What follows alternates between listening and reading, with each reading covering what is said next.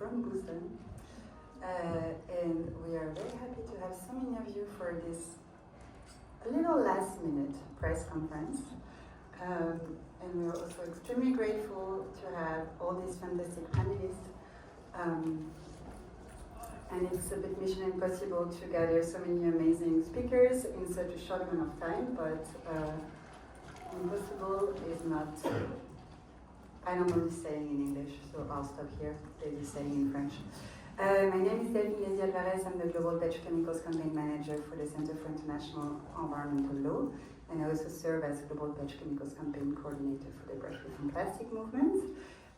We are here today because once more we have looked at the participants list for this fifth and last scheduled round of negotiations of the Global Plastics Treaty, and looked at the number of lobbyists affiliated to the fossil fuel and chemical industry, meaning that we haven't counted other types of lobbyists that you may encounter in your work, may have talked to in your reports. So we'll be focusing on the ones who make plastic and have a financial interest in making plastic and in using fossil fuel to continue making plastic. So I'm here today with my colleague Daniela Duran at the end of the table with a cap that says CAP. It's not obvious, it means capping plastic production. She will talk to you about that a little later. With Iveta Arellano, Executive Director and Founder of Ensign Watch. With Swatis Chaudhry, Oil and Gas Team Lead at the Center for Financial Accountability in India. Matt Perryman, Kaupapa Maori, and social scientist and researcher, and Sarah Onuoha, program manager at STRADEV Nigeria. And it's amazing, they're all in the exact order that I have in this list, and they didn't even know that. So we may have been joined by a Korean partner, but there are some concerns, so they're not here today, but we regret them very much. So our analysis shows that at this particular INC, 220 fossil fuel and chemical industry lobbyists registered to attend. There is always, and you may ask this question later on, a difference between who registers and who attends. This is why we always work with a provisional list, and we never talk about who is on the ground, because it's impossible to say who's on the ground until we have a confirmed list of people who picked up their badge. It's the highest number at any plastics treaty negotiations before, knowing that the previous highest number was INC-4 with 196 lobbyists. So in terms of how that compares to country delegations, this group outnumbers the host country delegation. So the Republic of Korea has 140 delegates registered to attend the negotiations, and so it's 80 more in the fossil fuel and chemical industry lobbyist delegation. They also outnumber the European Union and all its member states combined, which is a number of 191, and it's more than twice the number of representatives from the Pacific small island developing states, who count 89 representatives registered for the INC-5, and it's slightly more than the GRULAC entire region, who also registered 165 delegates respectively. We have identified 16 lobbyists in national delegations, including the delegation from China, the Dominican Republic, Egypt, Finland, Iran, Kazakhstan, and Malaysia. Dow Chemicals and ExxonMobil are the companies that have the highest number of delegates, 5 for Dow, 4 for ExxonMobil. And you have 3 times more fossil fuel and chemical industry lobbyists than you have independent scientists, because the Scientist Coalition has, 3 times less delegates, and the Indigenous Peoples Caucus is 25 people, so it's almost 10 times more fossil fuel and chemical lobbyists. So with that, and there will be a quiz at the end, see if you remember all the numbers. I will open the floor for comments to our fantastic panelists with this very simple prompt. So when you hear those numbers, how does that relate to your experience in your different geographies in terms of conflict of interest and corporate capture of policy making? And what do you think the influence could be of this large number of lobbyists on the ground on fulfilling the mandate for this global plastics treaty that clearly states that we need to end plastic pollution with a full life cycle approach? And I will start with Sarah on my right. Hello everyone, good afternoon and welcome to this urgent conference. So I would say in the context of the African group that it's actually, it's really crazy, it's really outnumbered by these issues because we have 222 African delegates and we have 54 countries. And then we have up to 220 lobbyists. You can see that the ratio is not really balanced.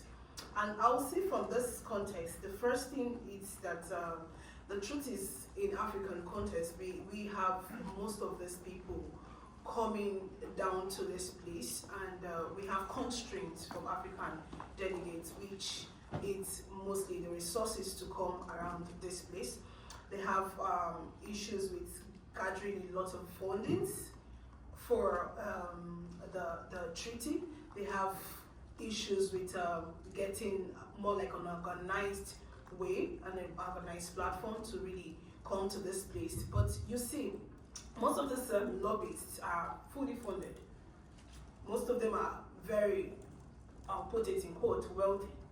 They have the money, they have the funds, they have enough to help them. And if you see from this treaty, you see most of them keep coming and they come even earlier than most of our delegates. Our delegates have very less funding to really come, and then you see from each countries we have even 2 persons per country, more than the countries that have up to 15 to 20 delegates per countries. And that is the issue of funding, because the African countries have issues with funding. And you see most of these lobbyists and the industry, and quote, willingly sponsor these people. Yeah, they sponsor most of these spaces. They get sponsorship for there because they need the fundings to be in this treaty. They need the fundings to really speak on issues. I'll bring the context to this, the conflict of interest in the influence we have, basically. Let me use an example of Nigeria. So I would say these lobbyists or the industries, let me just put them as lobbyists, not putting as industries, that they actually influence the African group in a way, because they influence them in the fact that we are less as Africans. We are less here. We are not enough, even though we have most countries that are here, 54 countries that are here, we're not enough. So most of them just really fund them to come into this place. And when they come here, they have issues with how they have to stabilize because they are funded by the lobbyists. Another thing is that nationally, these people actually influence policies. For example, let me take for Nigeria, there's a concept of the national roadmap of Nigeria that was held not so long ago, and it was actually funded by the industry because they had no enough fundings to do this process, to really implement this process or enforce this process in national level. So we have them always coming to these places. For example, we have KPMG, who was the consultant of the national plans. So if you have issues like this, what do you expect? You expect more of these people coming into this place. They have a way to influence them in most cases. And we say something, he that plays the piper detects the tone. So if you have most of these lobbies funding this part, and funding the African people or some of these nations, the African nations. We have issues with that. They will influence our policy one way or the other, because they are the one getting the funding. They are the one talking about we need fundings. And if you notice, the African position are on dedicated fundings. The reason why we are in this treaty and they were in the financial mechanisms, we are always pushing for dedicated fundings because we do not want these people to influence our policy anymore. So this is where I'm going to stop on this. Thank you. Thank you so much, Sarah. I'll go next to Matt, who has many hats.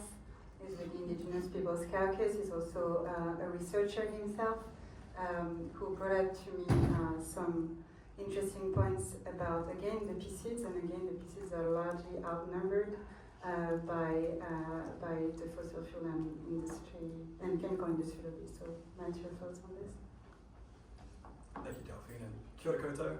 My name is Matt Perryman. I'm from Aotearoa, New Zealand. As Jim said, we're so outnumbered by industry, it's just so unjust. Access issues, funding issues, as Indigenous peoples having to leave our communities, often we do this work unpaid. We know industry is very well paid to be here, and they have no issues with funding, no issues with access. They can get onto member state delegations where we just really struggle to get in the door, and often we're kicked out once we're in. The current government back home is deeply embedded with corporations, which is highly concerning. It's changed over the last couple of years. The political landscape is shifting constantly. We know that they are not prioritizing people and planet, prioritizing profit, much like many of the other discussions happening here. And that's all due to corporate influence, corporate capture. We see the infiltration or attempted infiltration of our community groups back home reflected here as well. Including in the Indigenous Forum and the Scientist Coalition. There's a lot of attempts to sway perspectives and to make sure that we don't end up with the kind of treaty that we need that's ambitious, that cuts production, that really takes corporations to account. So we do need a strong conflict of interest policy, not just in our groups and coalitions, but across the whole plastics treaty to prevent this happening throughout implementation. It's happened throughout negotiations. That's already occurred, it needs to stop, but especially through implementation. We have to be cautious as well around how corporations utilize words like circularity, nature-based solutions, because those are appropriation of Indigenous knowledge that we've been guarding, protecting, building for generations, millennia. And to decontextualize that, it's removing our rights from our knowledge and our right to protect our knowledge systems. So any mention of Indigenous knowledge or science in this treaty must also recognize our rights and acknowledge them. Otherwise, don't include it. It's unjust that we're made to compete for space with industry when we are rights holders, and this situation is not just of corporate influence, is not unique to plastics. We see this in the climate space, of course, last week, very disappointing results at COP, and we have to take this on the nose now. Kia ora. Thanks for that, Matt. So Swati, turning to you, looking at corporate influence, maybe on the Indian delegation, maybe whatever you want to comment on. Thanks, Delphine.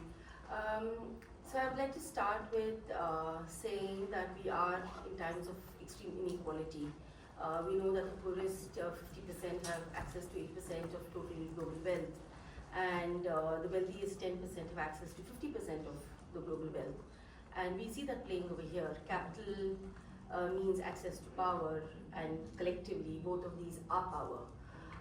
And so what we're seeing here is actually the exercising of corporate power in its most obscene sense, with such a large group of the industry in present over here at the negotiations.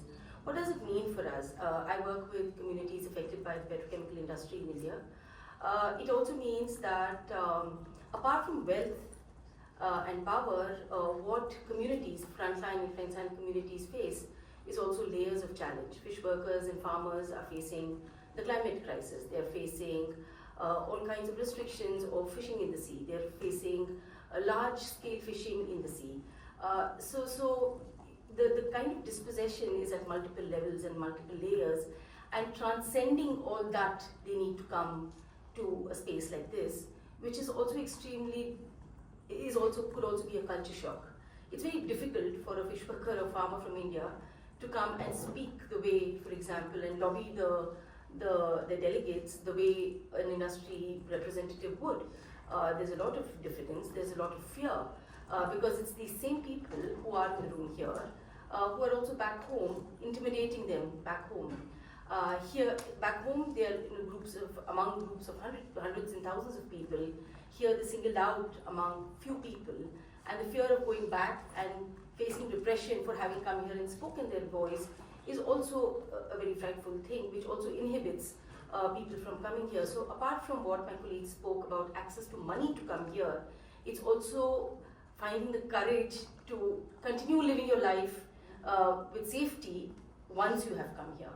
And that fear can also be, I can tell you for sure, that fear has also stopped certain communities from coming here and speaking their minds, though they would love to or like to do that. The other thing I would like to perhaps say and end with is how does it influence the outcome of the negotiations? We're already seeing that this group of negotiators there is an aversion to talk about primary plastic polymers initially and then supply today. This is a very important part for not just for me, but for India, but for Asia Pacific and many other regions, as we will hear subsequently. If supply is not in this treaty because the lobbyists here are pushing for no supply on the tables, that affects millions of lives back home. It affects how we define where plastics is birthed from. It has implications for access to international legal recourse. It also has it also does not give us a potentially global tool to use back home when we are trying to struggle for better regulations in our own countries. And so there are several layers of impacts on communities, but also on regulations, on access to regulations, on our struggle for regulations, both internationally and back home. And in a globalized world, it means globalized trade. It means that India is producing petrochemicals on behalf of the rest of the world while we hold the toxicity, but this non-recognition of trade and of supply at this treaty will mean that my friends, my colleagues will continue to have cancers, will continue to have tuberculosis.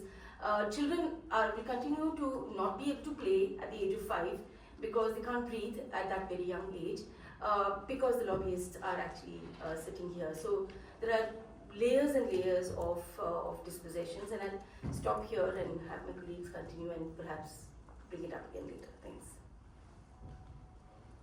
Thank you, Swati.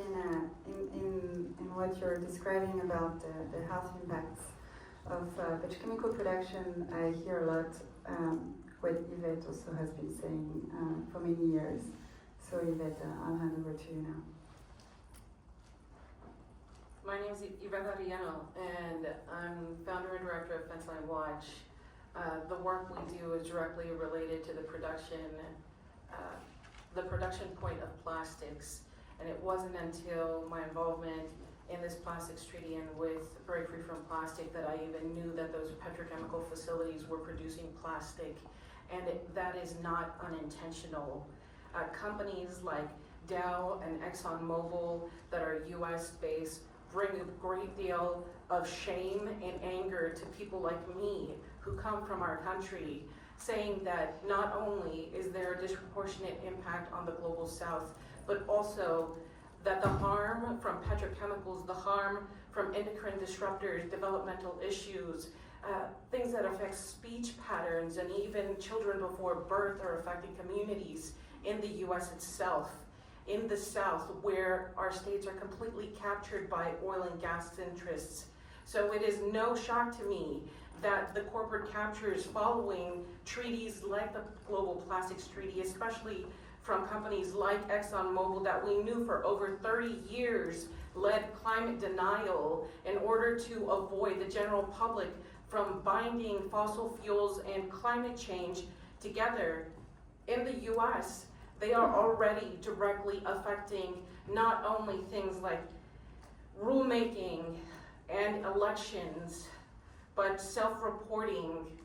There's this idea that the EPA leads the most stringent regulations, and I can tell you from working directly with EPA and playing to them about the need to increase toxic thresholds because we cannot take as much benzene as we are, that they're regulating benzene one site at a time is not enough whenever you have over 600 fossil fuel entities all along the Houston Ship Channel affecting fence line and frontline communities like mine, that it is not enough to respond to chemical disasters where then the petrochemical industry starts to fuzzy up the information, avoids having any accountability toward finances that then fall back onto taxpayers, and then controls the information over whether or not we were harmed by those explosions and those fires, and come back to us and say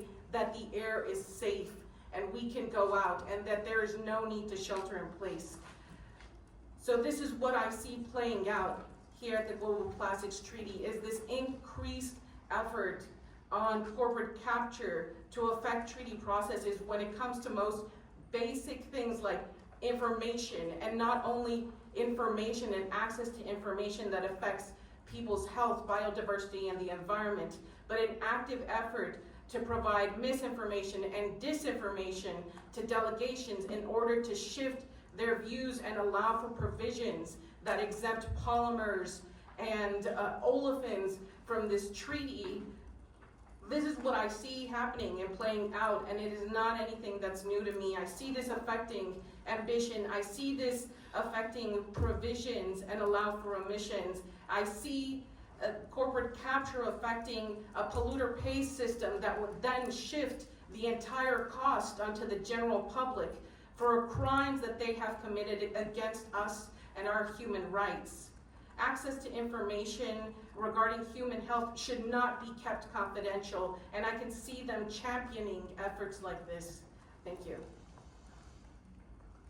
Thank you so much, Yvette, and you mentioned several times Exxon, and I'm reading directly from their PR before INC-4, where they are celebrating that we're heading in the direction if the governments focus on addressing the direct causes of plastic waste that leaks into the environment.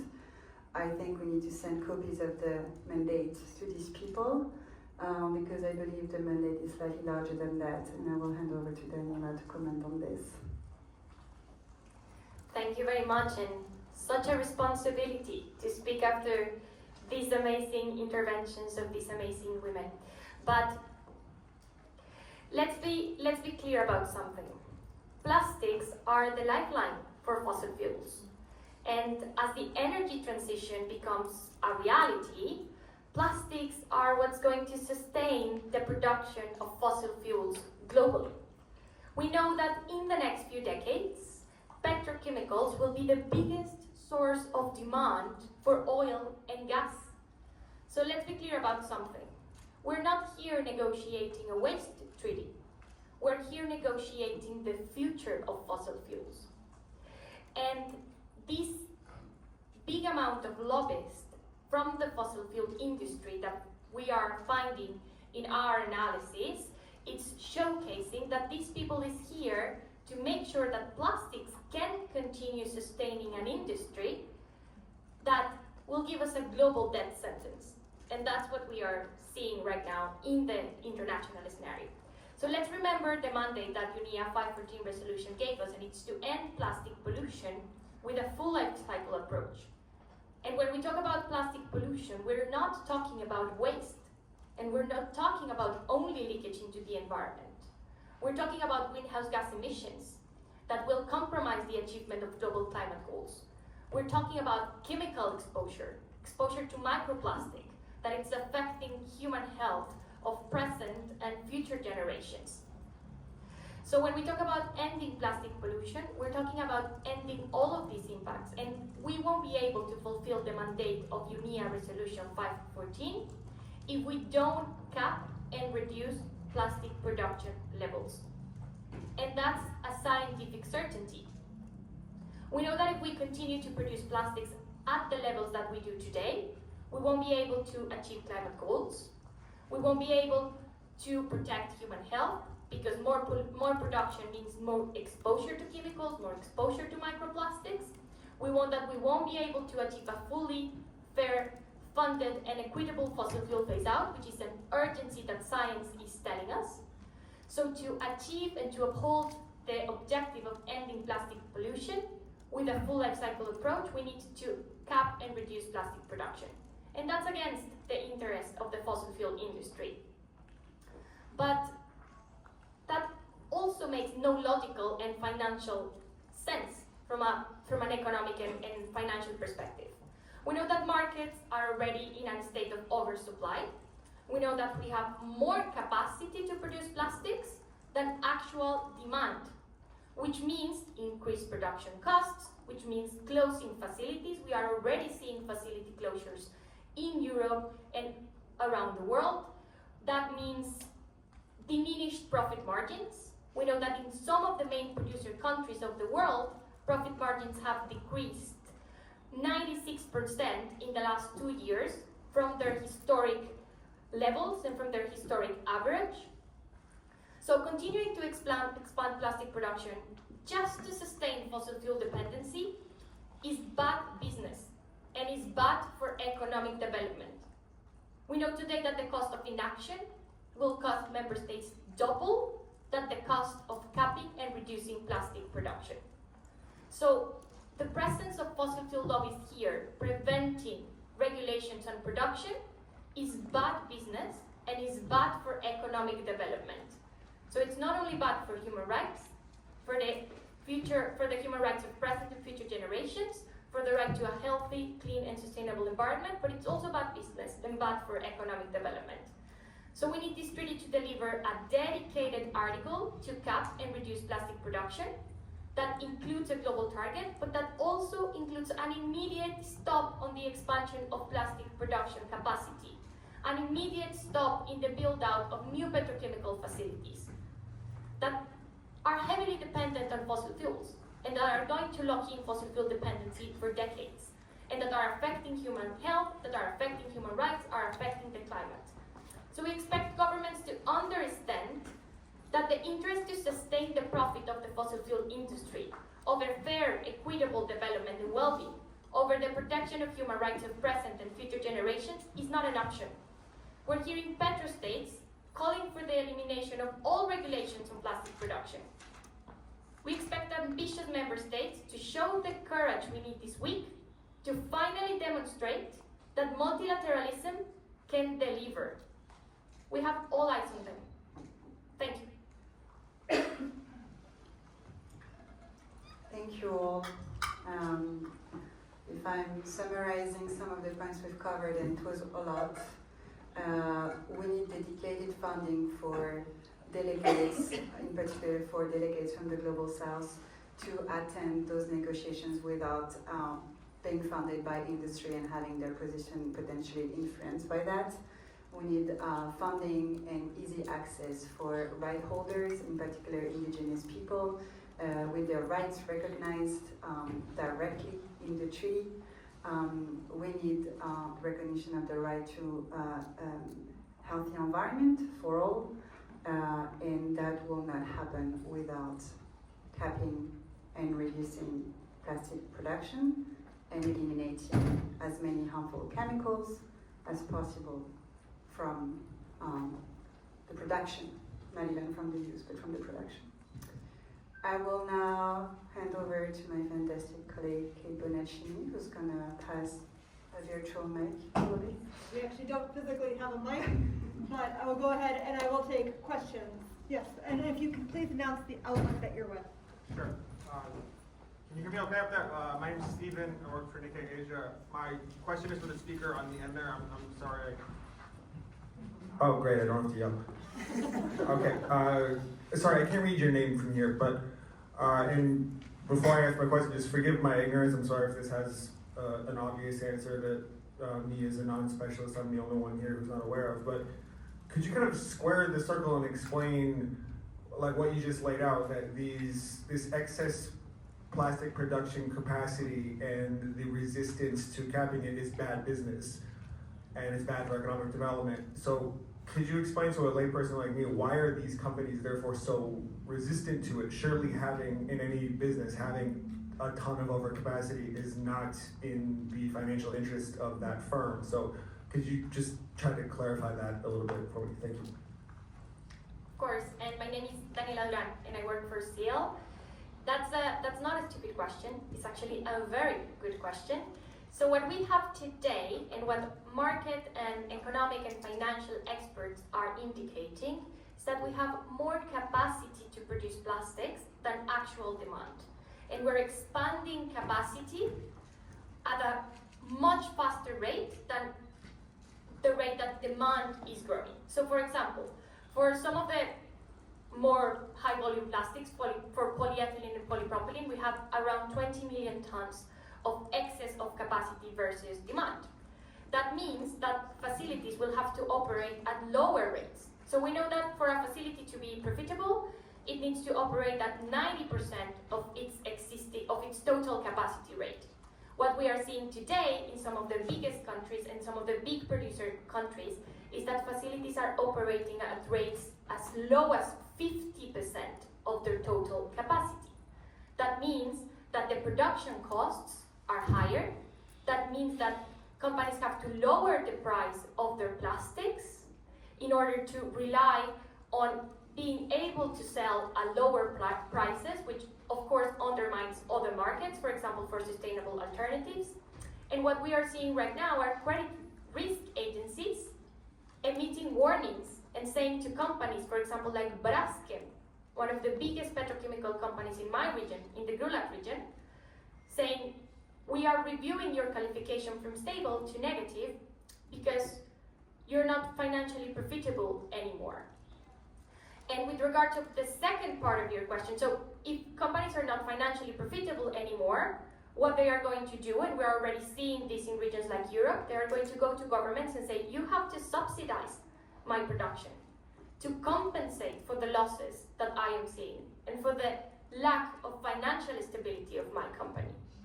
And of course, we don't want to subsidize an activity that is harmful for the climate, that's harmful for human health, because there are other better uses for those resources.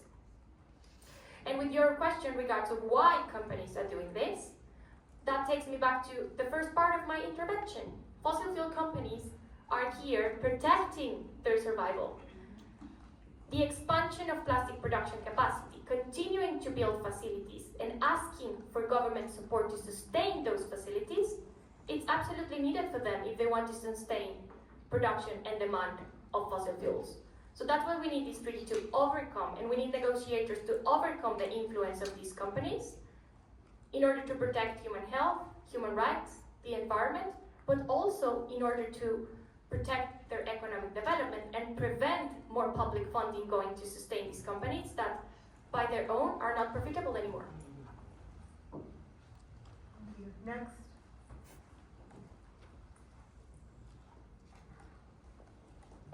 Any other questions?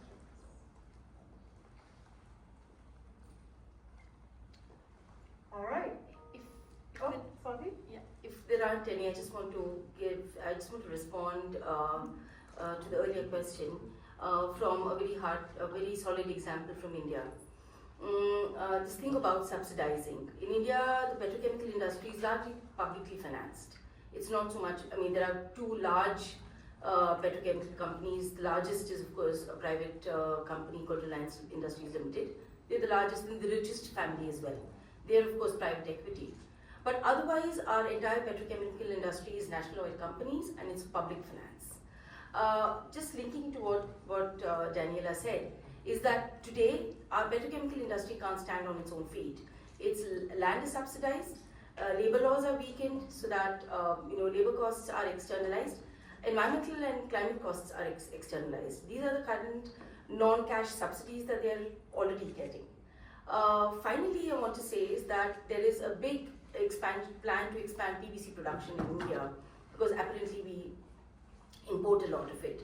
Number one, 20% of the PVC demand is coming from government schemes. So you have the government propping up this industry in terms of even propping up demand for one of the worst plastic products ever. on the one hand.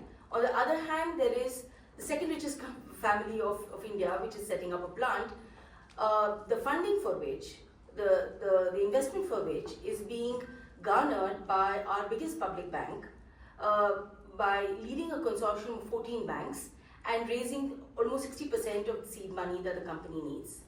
Now, this is a State Bank of India which is putting its own credibility online, getting other financial institutions to come in, form a consortium and put that money in. That's my money. That's all of our people's money. And today, the petrochemical industry in India is propped up so much by public finance. When there are stranded assets, we will have non-performing assets, and it is then people like me again, and actually those who are even impacted, because the State Bank of India is the bank where all the poor people have their bank accounts, who are now going to pay a price. So it's a double whammy. You're killed by the company, and then you're actually funding that company. And that's the tragedy of the way the financial arrangement in several of the countries are, where national oil companies are, and the government funding is what is standing behind the petrochemical industry. Wonderful. Thank you, Swati. Any other? Oh, yes. Hi, thank you, Laura. Merci for French media context. I think at the very end, Daniela, you mentioned how it's important now to show that multilateralism can deliver. But do you believe that there can actually be an ambitious treaty taking in all your demands, responding to your demands with a consensus? So can multilateralism still deliver without a proper full consensus at the end of the week? Thank you.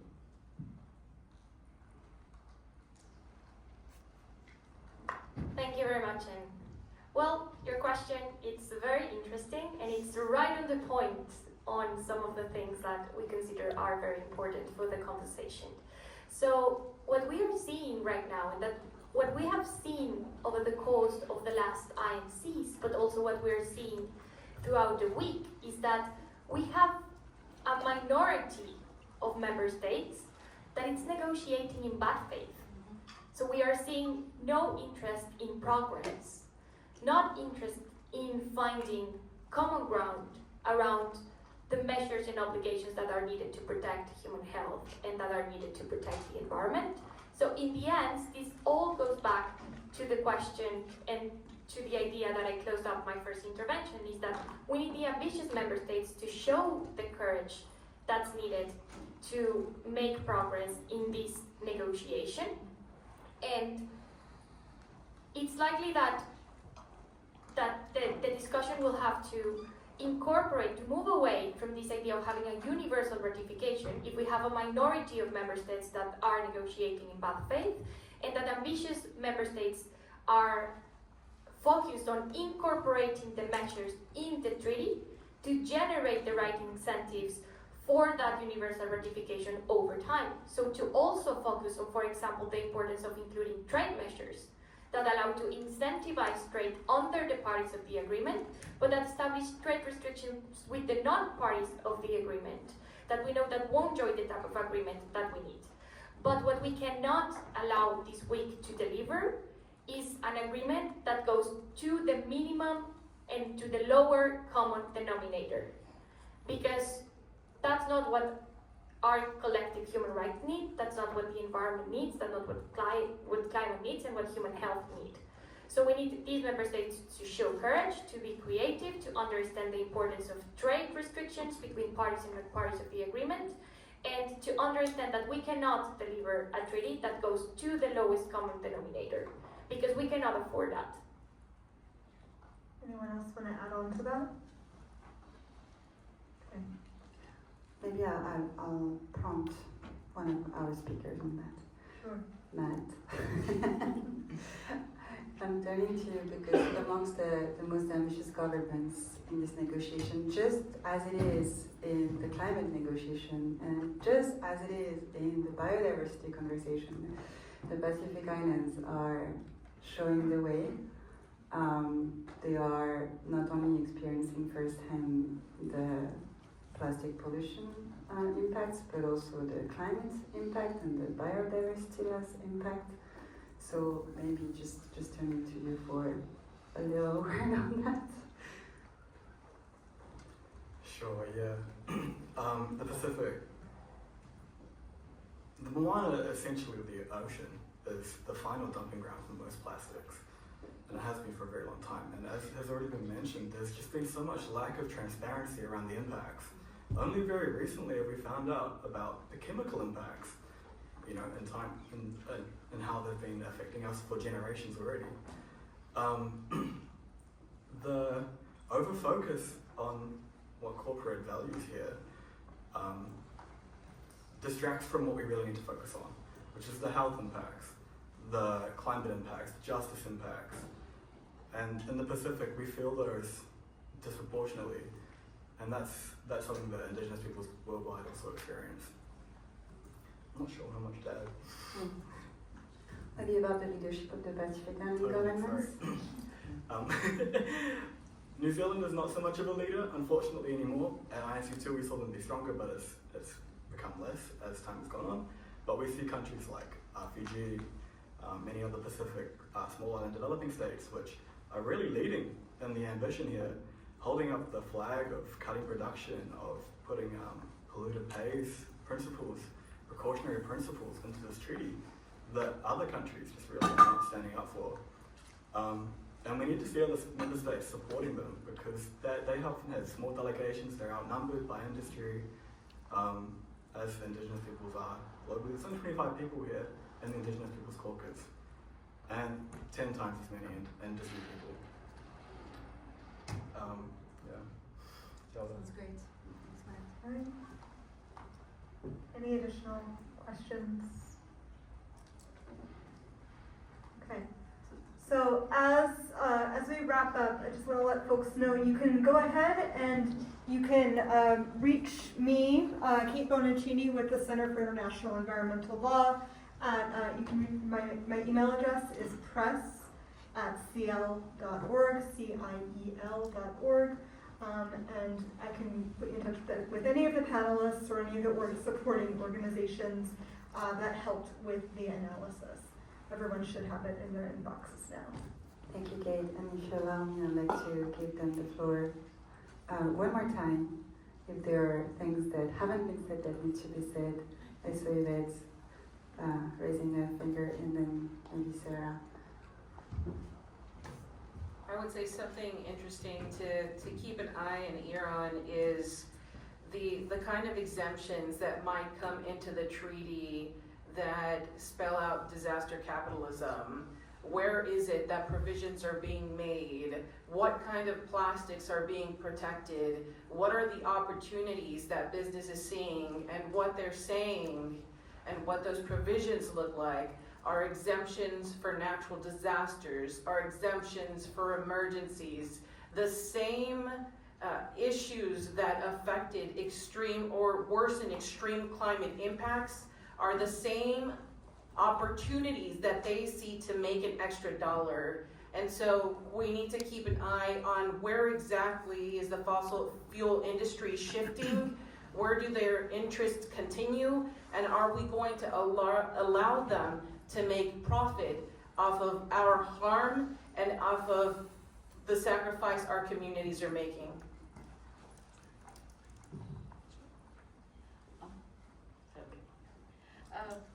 One thing I wanted to say earlier, which I missed, was about how the right to development is being, or the understanding of right to development is being determined by the industry in the room, and the collusion of the state and the industry. And right to development is being seen as a certain kind of economic development for certain people. Right to development, there are technical definitions for that aside. The right to development is also right to access of health, of livelihoods, and cultures of all kinds which are being affected and poisoned because of these toxic industries. I call it the petrochemical pandemic as of yesterday. The right to development, and I'm stressing on this because supply has not yet come, and when it comes, we will hear a lot of right to development, and we need to understand the right to development is not merely the industry's right to develop or merely the politicians and the government's rights to get richer and their election campaigns to be funded, but the right to development is of the people who make these countries what they are, which are vibrant cultures, economies, and lives. And their development has been compromised by the petrochemical industry, by polymers and plastics. And my urge to all of you is to remember that when you hear right to development, it's only one person's right, or that 10%'s right to development that's being talked about, and actually giving away and compromising the 90% people's right to develop. Thanks.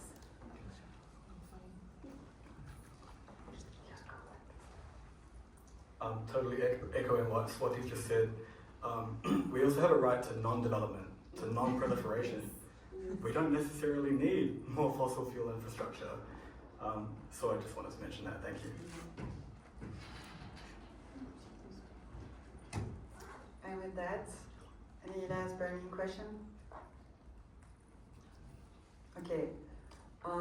It's kind of now or never, because all these people will run to try to get a seat in CG1, which is also mission impossible.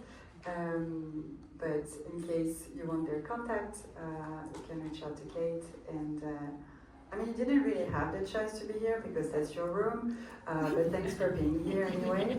And then we're also staying around if you have more questions. Thank you.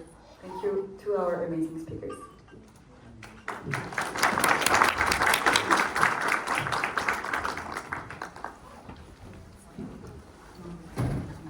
Hi, thanks for answering my question. Thank you very much.